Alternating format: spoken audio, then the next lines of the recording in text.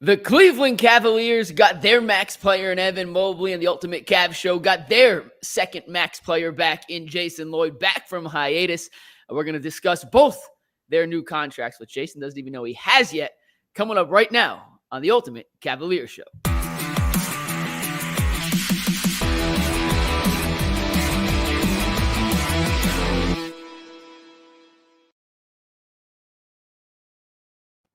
What is up, everybody? Mikey McNuggets here, joined by Jason Lloyd, back and better than ever. Jason, ironically, we have been waiting for the Cavs to make any kind of move, literally any real news from the Cavs all summer long. And of course, the one day we don't have a typical UCSS show because we worked Martin Luther King Day. It was the day after the Browns playoff game. We needed to be there that Monday. It did not pan out how we thought it was going to pan out. So Tegna said, all right, well, you have to take a day off. We picked this day, and that means, of course, the Cavs are going to do something over the weekend. And what they did was agree to a rookie max extension with Evan Mobley. He is now the fourth member of that 2021 rookie class to sign the rookie max extension. It's worth up to $269 million if he hits certain incentives. The base is $224 million. And no matter how you want to slice and dice it, and Jason, we can start wherever you want with this. Getting Evan Mobley to sign that max extension with the Cavaliers has to be looked at as a win. Well, first of all, we have to back up and talk about the fact that how glorious this is. And we need to do these more often because I'm in pajama pants and I just put my contacts in 5 minutes ago.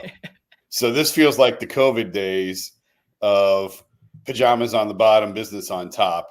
I love doing the relaxed look from home. Although I got hit by a tent over the weekend. Can you see that? I do. I got hit by a tent. We were at a swim meet.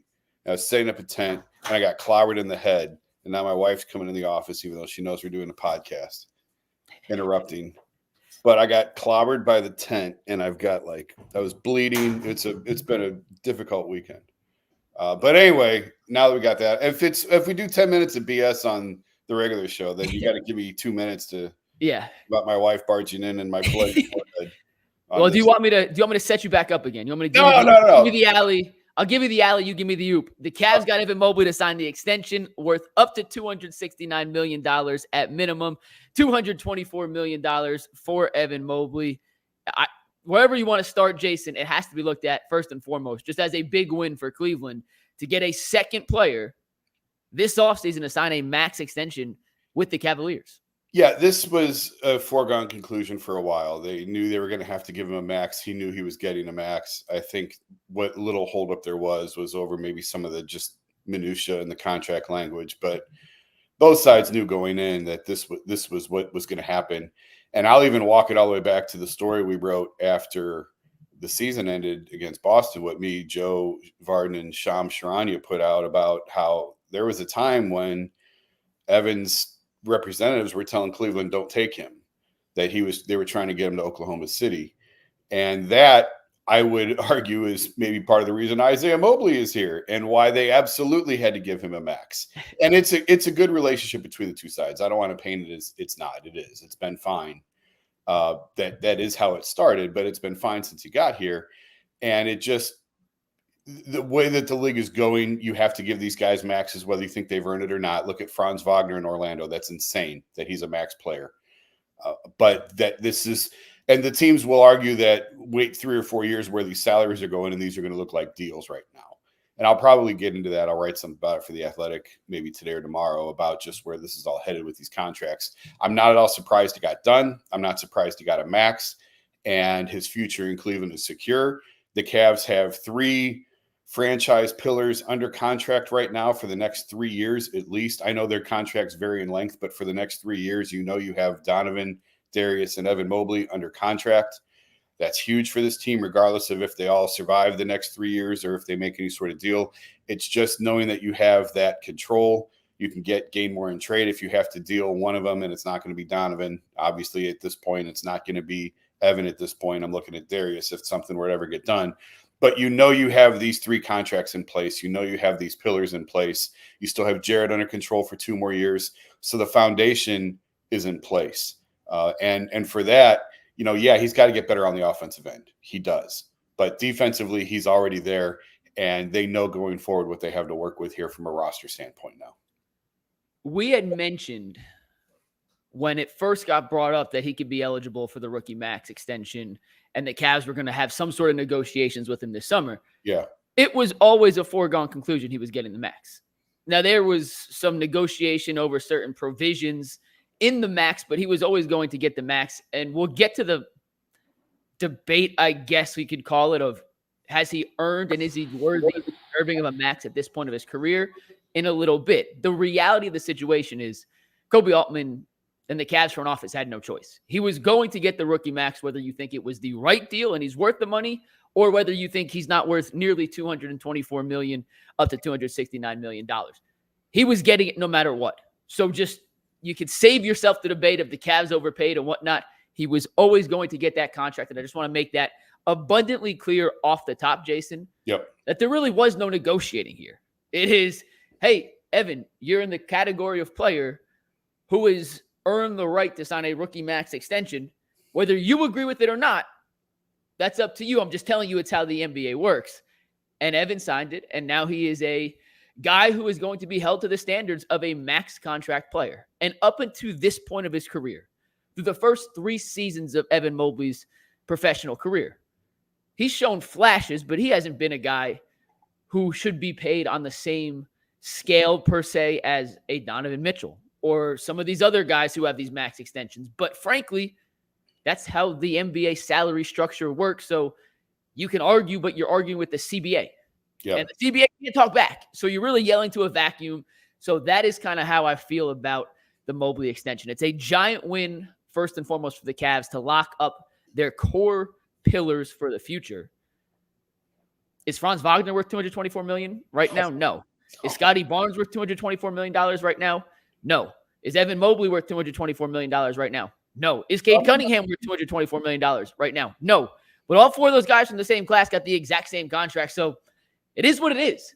And now as you look at it broken down year by year, Jason, this is Evan Mobley's salary when the extension kicks in the 2025-2026 season. He makes $38.6 million in 2025-26. In 26-27, it jumps to $41.7 million. In 27-28, it jumps to $45 million. In 28-29, $48 million. And in 29-30, it is $52 million. Now, the salary cap is projected to rise 10% in the 2025-2026 season. So in really the second year of the Mobley extension, the amount of salary cap that his contract accounts for will be less than 25%. So in 2 years into the deal, it actually may be, quote unquote, a bargain compared to what that next group of rookie max contracts will be. But I don't love how the salary structure in the NBA works, Jason. And I do think it's a little bit of a broken preposition here that you are signing guys based off what you still hope they can be on their second contract, which is the exact same amount of money a guy who's entering year 8 in the league like Donovan can technically sign for because he hasn't reached that 10-year jump up bonus yet. You know what I'm saying? Yeah. It's a broken system, and I don't blame Evan. I don't blame the Cavs. I have a hard time paying any of these guys. And you have to. You don't have a choice. Once again, no choice. But like Franz Wagner, there's no negotiation ability. Like, hey, you haven't made an all-star team, so maybe you don't get the full max. You take 180 over. Like, I don't know. I just have a little bit of an issue with how the whole system's set up. I'm old enough to remember when NBA rookies got like staggering deals before they ever played a game. I'm thinking like Glenn Big Dog Robinson. I can't remember. It felt like he got like $100 million or something like that before he ever played a game. And that's when the players union was like, okay, wait a minute. What are we doing here? And they walked this back and they put the salary rookie scale structure into place, and they sort of reined in some of these salaries for rookies. And that's when rookie contracts became really valuable, was around that time. And now these guys at least have a little bit of a body of work, but you're right. But I also think that fans need to set aside what your thoughts on a max contract have been to this point. Yeah. Because it doesn't matter anymore. And 10 years ago, max contracts were for max players and elite players. Yes. And 15 years ago, maybe. But that's gone right now. And you need to just flush that verbiage in the vocabulary, because it does, like, we've been talking about it for weeks. I keep saying this is the new NBA, guys. And it looks totally different than what we've saw before. And I think people are just now starting to grasp what we're saying, and that everything is with the money skyrocketing the way that it is, with the owners, the small market owners pushing back and bullying some of the big market guys around in terms of roster building and in terms of cap and where these things can go. Even the people who do this every day, who work in the league, aren't entirely sure where this is going and what this is going to look like. I can confirm that, by the way. Yeah. Seriously. Yeah. I've talked to people on various teams this summer, and the overwhelming, and it's summer league, I was sort of having these conversations of where is this going, and the response was, we'll see. Like, not everyone is entirely sure what this is going to look like, which I think has really, from the Cavs perspective, and listen, I've said this on the show before, I was told by someone very prominent in the organization prior to the end of the Orlando series, if we lose this Orlando series, we are running this back. We are keeping this core intact. We are bringing this back. So that was the plan even before Orlando. However, I also think when it comes to trying to construct trades right now, very difficult. Yeah, it's very difficult on these teams because it's new terms of engagement here, and not everyone is entirely clear of what the worst thing you want to do is to be the first one into the water and make a bad deal. And the one illustration I can use is, I think I've said this before on the show, for years, one of the NBA philosophies was 4 quarters don't equal $1. If you've got $1 player in the NBA, you can't trade him for 4 quarters. You're not going to make yourself better. And I don't know if that is still true or not. And I asked a couple people that I trust, I'm like, is that still true? Can you trade 4 quarters for $1? And the response again was, I don't know. We have to wait and see. So it's a new world that the pioneers of this one are inching very carefully into. But in terms of this, there is that belief that where the cap is headed, these contracts are not going to look terrible in 2, 3, 4 years. Again, we are getting close to $100 million a year players. Players will be making $100 million a year in the NBA. Now, I wonder if you're going to win the fight and lose the war on this, what do NBA Finals ratings look like in a year, 2 years, 3 years? If there's all this parity, if you don't have stars against stars, if the playoffs are a letdown, like that was the big thing in the NBA, was the regular season sucked, but the playoffs were phenomenal. Well, now if the regular season sucks and the playoffs suck, what are you going to do? Like, where's this all headed? So I'm fascinated. Like, I certainly don't have any answers. Like, people a lot smarter than me don't know. I certainly don't know, but I'm here for it. Let's strap in and see where it goes. Yeah, one last thing on the salary cap, Jason, then I want to pivot to Evan Mobley, the player, how he fits into their future with Kenny Atkinson. But one more thing on the salary cap with that, because I think you nailed it on the head. For the 2025-2026 season, so not this upcoming season, but next year when the extension kicks in. Yeah. So once again, not this year, next year when the extension kicks in. The Cavs have $125 million committed to Mobley, Mitchell, and Garland, just those three. That trio, and I'm not saying are they worth $125 million, that I want everyone to get paid. Is that trio good enough to pay that much money to and still put a competent team around them to compete at the highest level? And we're going to find out when we see what Kenny Atkinson has in store to kind of bring out the next level of Evan Mobley and find different ways to get Donovan and Darius to hopefully thrive off each other. The Cavs, I think, have partially been so quiet this offseason because they're scared to take on salary for next year when these extensions kick in and they're already up against the first apron of the luxury tax before any additive salaries. So I think part of the reason, and as much as I hate to admit it, or not admit it, that's not the right, as much as I don't like it because it's been boring, I think part of the reason they've been so passive in free agency and with trades thus far is they knew this was going to happen. They're looking at the books, and we're always so laser focused on this year. They're looking into next season, Jason, and figuring out we can't afford a team if we were to make some sort of sign and trade and bring on a bigger salary that's going to affect the 2025-2026 book as opposed to just a salary sheet for this upcoming 2024-2025 season. I have heard for probably 2 to 3 years about we will be a tax-paying team when Evan signs his next contract, but not until then. Like, they were trying to avoid the starting the tax clock, the luxury tax clock, until then. And I haven't looked totally at the numbers, but you're right. not this coming season, the following season is when their roster is their payroll is going as it's currently constructed. Yeah. Because And Donovan now, kicks in, Evans kicks in, yep. you lose Levert, you're gonna lose someone. Is this the last? No, you still Jared have the has game. 2 years left, so Yeah. he'll be in the final year at $20 million, which is going to look like a steal. And he's compared to what- due for a restructure too. I mean, if he came and asked Koby Altman in the front office, "Hey, I've outplayed $20 million a year," I don't know how you argue against it. Well, but I mean, in the NBA, you don't often get. That's more of an NFL thing. You don't often get holdouts in the NBA to restructure deals. So I think he's locked in on what he's locked in on. But he's certainly going to get a jump when that deal's up. So he's got 2 years left. 2 years left, correct. So that final year, that 2 years from now, is going to be really interesting to see what the roster looks like as we talk about, and we'll see where the cap goes because the cap's going to keep going up.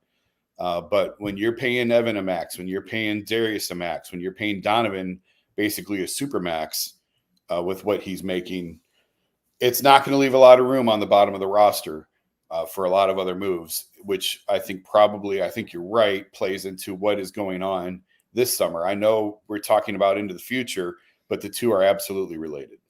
All right, Jason, let's do a quick FanDuel read. We'll talk about Evan Mobley, the player, and how he can live up to every dollar of the max. But you guys know I love sports, and I hate when the sports aren't sportsing like they used to. And with summer in full swing, we get fewer and fewer games, which is why FanDuel is so clutch, because anytime I need my sports fix, I just go on the app, whip up some bets, and FanDuel gets me right back into the sportsing mood. And this summer, they're giving a daily bonus and boost every single night. That is something for everyone every single night all summer long. So just head over to FanDuel.com/UCSS and make your first bet a winner. FanDuel, the official sportsbook partner of the Ultimate Cleveland Sports Show and of Major League Baseball. All right, Jason, I got a couple Evan Mobley stats I want to share with you, because as it stands right now, the player Evan Mobley's been for 3 seasons isn't the full rookie max in my opinion, but it's certainly close. Certainly close in terms of what certain rookies have done to then deserve, in my mind, that full rookie max. Yeah. And Mobley has a ton of room to grow as a player. We've had that conversation many times. I think he could be used more as a facilitator. He can improve his offensive aggressiveness, his three-point shot. He's already an elite defender. And Woj put a couple stats in his article when he broke the news about the Mobley extension that caught my eye. You ready for this? Yep. In the series against Boston, when he was the lone big man, he averaged 21.4 points per game on 62.7% shooting from the floor. That made him just the third Cav ever to average 20 points on 60% shooting or better for an entire playoff series, joining LeBron and Kyrie. So pretty exclusive company. He's one of just 4 players in the NBA since being drafted in 2021 with 300 blocks and 150 steals. Those other guys, Anthony Davis, Jaren Jackson Jr., and Rudy Gobert, 3 or 4 of the best defensive players in the league alongside Victor Wembanyama. And he also, according to their second spectrum stats, Mobley held opposing players to 0.86 points per direct play in ISO or post-up situations last year. That was the 5th best mark in the entire league. We know what Evan is right now. We have an idea of what we think his ceiling could be. And if he does reach or get close to the ceiling, I think you and I have set forth for him, Jason, in a few years when the salary cap jumps up, a guy at the level of talent he possesses at $50 million may look like a complete steal. If he doesn't make those necessary jumps, well, then $50 for any player who doesn't live up to that potential is a massive overpay. Yeah, and we'll see how different he looks in Kenny Atkinson's system on the offensive end. You were the first one to point it out about the Draymond Green effect, and can he fill more of a Draymond type of role? In the postseason, there was a stat, I was just looking for it, about where he ranked in contested shots, and I think it was blocks, and he was far and away the leader in the postseason. He had more blocks than every other team. He had more blocks against Orlando by himself than any team did in the first round of the playoffs. Yeah. I mean, that's incredible stuff. And obviously defense is important. and it matters, but the offensive game has to come for him to ever be the player that, and he doesn't even have to be like, I remember when they drafted him and I thought, could this guy be a 3? And if he becomes a 3, now you're in the Giannis conversation of MVP caliber type player.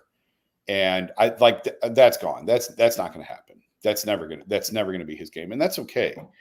But the only pushback I would give on and the Boston series was phenomenal, but Jared Allen's still here. Yeah. So what does that really matter at this point? Because now, the reason why he was able to put up some of the numbers he was in that Boston series was, 1, Jared Allen was out, and 2, Boston was small with nobody in the middle to defend him. And can I add one more thing that we don't talk about enough? Yeah.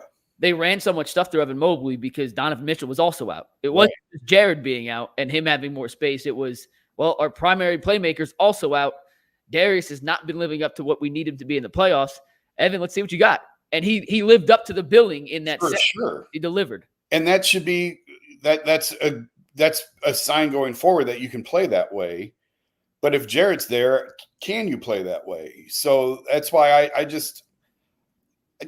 joked on the show before that people are clinging to the Evan Mobley versus Boston series the way they're clinging to Deshaun Watson against the second half against Baltimore. And it's all good things and it's all good signs. But if Jared's back on the team and back on the floor, I don't know what it really signifies moving forward. I have to do a deep dive, and I should have prepared it for today. My brother was in town all weekend. Jason, you got hit with the tent. It feels like I got hit with the freight train. Let's just put it that way. Had a great weekend. Shout out to Derek for a great trip up, but didn't prepare this. I got to go back and look at some more of the ways Golden State utilized Draymond and Kevon Looney together. And then if we really want to go back, look at how Kenny Atkinson utilized Brook Lopez and Quincy Acey and some of the bigs they had in Brooklyn before Brook Lopez became a shooter, before Quincy Acey kind of developed into a shooter, to see if there are any similarities between what Kenny Atkinson did in Brooklyn with the 2 non-shooting bigs who could shoot a little bit but weren't, spot-up, dead-eye shooters. Sure. How they utilized Draymond and Kevon Looney, who are 2 non-shooters completely in Golden State, to see how they tried to create space. But I keep going back to it. My fear is, you don't need a ton of space with the 2 bigs when you have Clay and Steph, who are the 2 best shooters maybe in the history of the world, that have such a gravitational pull. You could put me and you on the perimeter, Jason, and there's still going to be relatively good spacing because of the attention they draw from the defense. So, it's a valid point. And however Kenny Atkinson envisions using Evan Mobley has to take precedent, in my opinion, over figuring out how those 2 work together. Because Kenny hammered home in his press conference, I was brought here to help Evan Mobley develop into a superstar. Yeah, they didn't hide that. Yeah, and he told me, in the one-on-one, he told me that straight up. He answered a couple of questions in, the traditional press conference, you've been saying it, Evan has to be the best player. I agree with you. I think Evan has to be the best player. I think Kenny Atkinson, without saying it outright, essentially said he has to get to this level because he needs to be our best player to win a championship. And if that's how you truly feel as an organization, and I'm assuming he said that publicly because he'd already cleared it with Koby Altman, that'd be a hell of a curveball if he told that to us without telling it to Koby. And Koby's like, I don't know about that. So I'm assuming that was cleared by Koby and the other people in the front office. You have to do whatever you have to do to put Evan in the best position to succeed. And if that's at the detriment to Jared Allen, then so be it, Jason. So be it. Yeah. I mean, internally, they're not going to say this, but there was a level of disappointment with Evan's evolution on the offensive end. Now they're going to keep pushing what he does defensively and how much it counts and matters. And it's true. It does.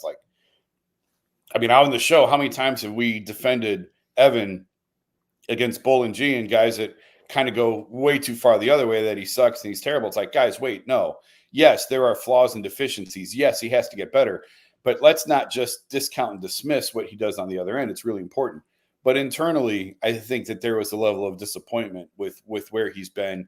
And it's hard. We've talked about this before, but when you're trying to win, as soon as you make the trade for Donovan, you're pressing the button that you're in this and you're in the race now. And it's not about one certain player's development. And it's not about bringing somebody along slowly. It's about, what do we have to do to win this game? What do we have to do to get in the playoffs and win a series? And whatever development comes along the way, so be it. And it's just a completely different mindset than if you get a guy who is a number 3 overall pick on a bad team and you can use his rookie year to make him comfortable in the system, to highlight his strengths, to work on his weaknesses, because you're not trying to win games anyway because the team stinks. That's not the case here. They dropped in this piece right at the end when it was time to start winning. So it sort of complicates the process.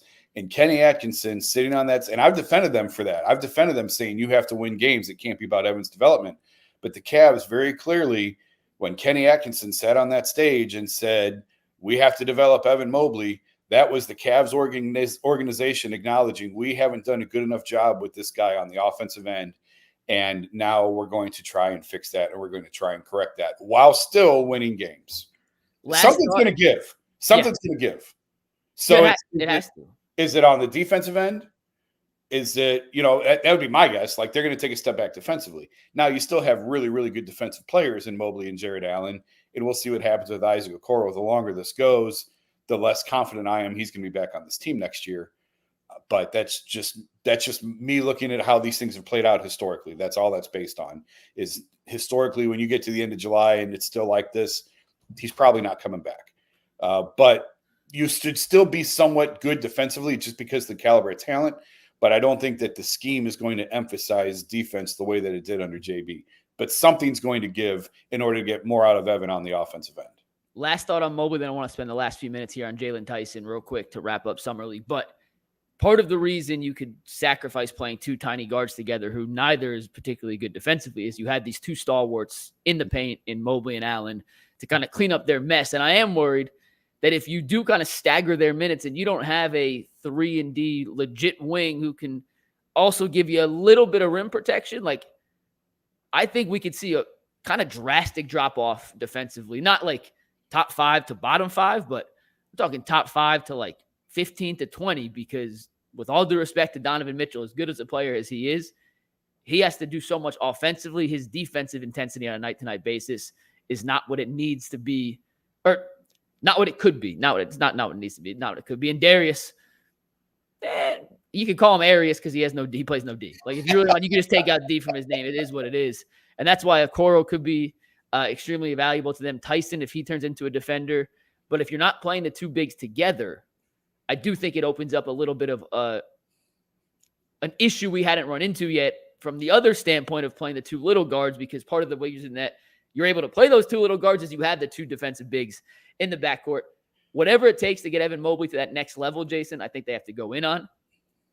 Here's the difference. Ready? Yeah. Evan Mobley's now a max player. Jared Allen's on a $20 million bargain contract. You don't pay Evan Mobley a max player to have him fit with Jared Allen. Jared Allen now has to fit with Evan Mobley. It is not vice versa. And you can tell me right now that you think Jared Allen's a better player than Evan Mobley, and he certainly had a better season than Evan Mobley last year. But you don't have the guy on a max rookie extension contract now fitting in with the guy making $20 million, who in theory could be their best trade asset. It does not work like that ever. And if you try to do that, then you have to reevaluate everything about your franchise and who you just gave that contract to. That's a great point. You're 1,000% right. And going back to the podcast, let's just end it right there. Well, one quick thing when you talk about slippage on the defensive end, to me, that's okay. Because you don't have to, and I've talked about this, like I've talked to people around the league, you don't have to be top 5 in the league defensively to win a championship. You can't be bottom 2 or 3, but you're going to go farther. If the trade-off to a slippage defensively from top 5 to even 16, 17, 18, if you can score easier on the offensive end, if it opens up offensively, if you get more out of Evan on that end, if Darius bounces back, if you could score over 100 points consistently in the playoffs, it's worth it. 100%. So when I say like something's going to give, that's not necessarily a bad thing. I'm just saying like there's going to be slippage somewhere. And if it's on the defensive end, if it comes at the cost of better offense, I'll make that trade every time. The way that they officiate in today's NBA, the way that they play in today's NBA, you make that trade every time I will take high-level offense and mid-defense over high-level defense and mid-offense every time. 100% correct. The Cavs issue in the playoffs the last 2 seasons, they can't score. Their defensive numbers actually were not that bad. Even against the Knicks when they were getting smoked, Yep. New York was averaging like 103 points a game. The Cavs couldn't break 100. Yep. Offense was the issue.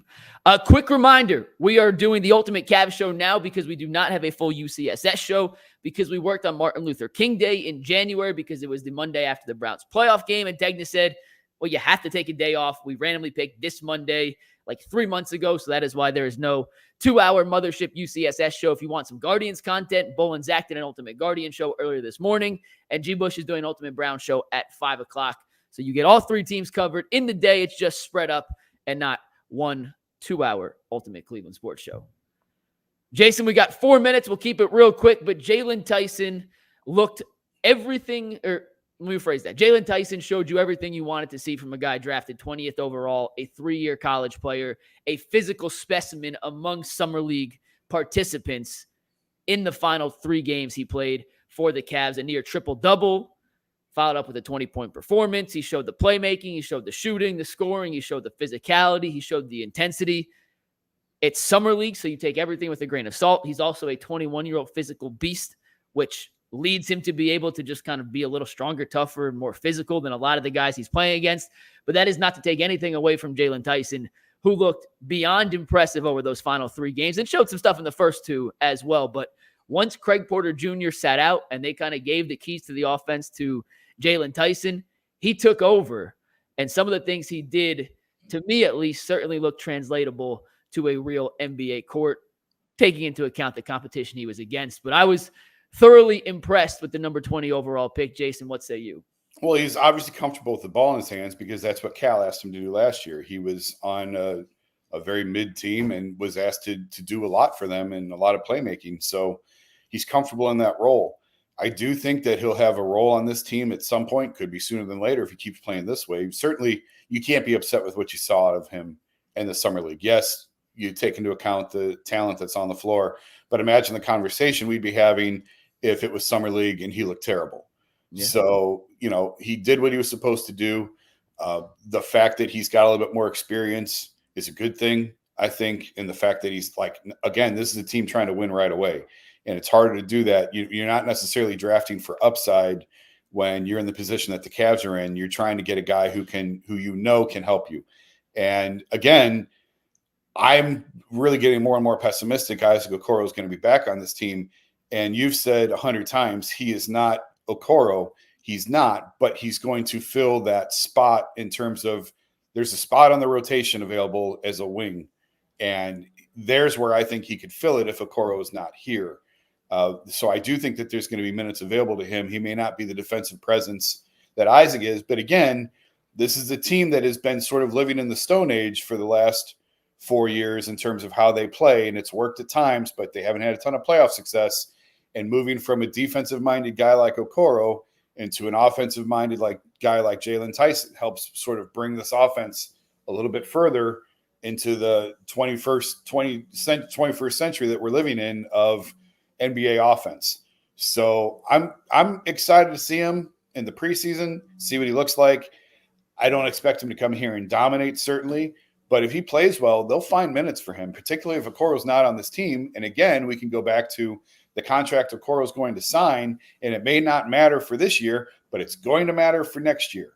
So It's just another reason why if they can get rookie scale contracts are so valuable right now in the NBA, particularly on teams with higher salary guys.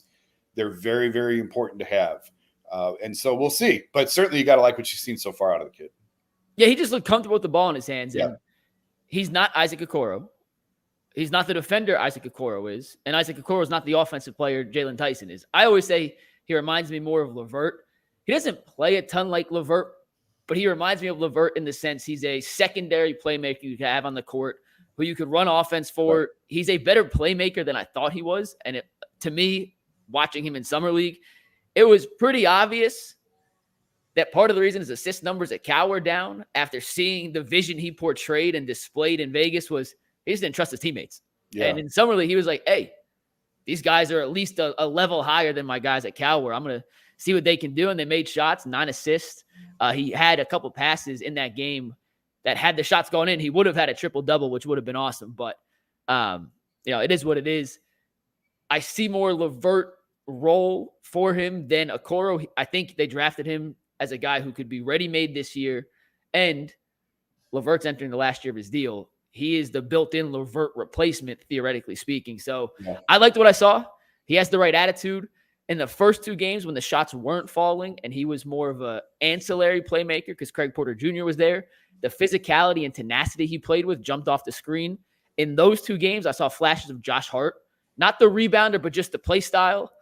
Big physical wing who's not size-wise or not height-wise big, but just looked physical, can kind of guard a little bigger, and just was tussling for every damn loose ball. Kind of a glue guy. And then Craig Porter Jr. sits, they ask him to do more, and showed a lot more offensive creation than what Josh Hart's ever showed on the NBA level. And once again, it's Summer League. Right. It doesn't really matter in terms of does that translate directly? We'll find out. But you certainly have to be encouraged. And for a lot of people, including myself, who were a little hesitant on draft night that was the right pick, I was impressed. Yeah. And I'm excited to see what he does next. Again, we'll close on this. This front office, they don't typically miss on their picks. They may not be home runs. They may not be guys that you can go through the drafts and maybe find someone they should have taken this guy over that guy. But I don't know that you can go through their draft history and find a guy that was a total absolute bust. They have done a nice job of identifying talent, bringing that talent along, plugging it in their system and getting something out of it. They don't draft guys that are out of the league, 3, 4, 5 years from now. And I'll give them credit for that. Yeah. And we know we said Summer League doesn't matter, but that's a lie, Jason. You know why? Because the Miami Heat, coached by my former teammate Dan Bisacchio, are playing in the championship game tonight. He is undefeated in his first stint as a Summer League coach, and I'm hoping Danny brings home a ring because that would be the first Emerson College NBA championship ring to date, and it will not be the last. So shout out to Danny B. Hoping you bring home the title tonight. Jason, appreciate you for tuning in. We appreciate everybody who tuned into this edition of the Ultimate Cavs Show. Check out G. Bush on the Ultimate Brown Show tonight at 5. We are back to normal scheduled programming tomorrow, 11 to 1 the rest of the week. This was a weird Monday, a one-off. It's the only time it'll happen all year, and we appreciate you guys for bearing with us and hanging out. We had over 400 people in here today, Jason. So we appreciate it, and we'll see you guys tomorrow on the Ultimate Cleveland Sports Show. Peace.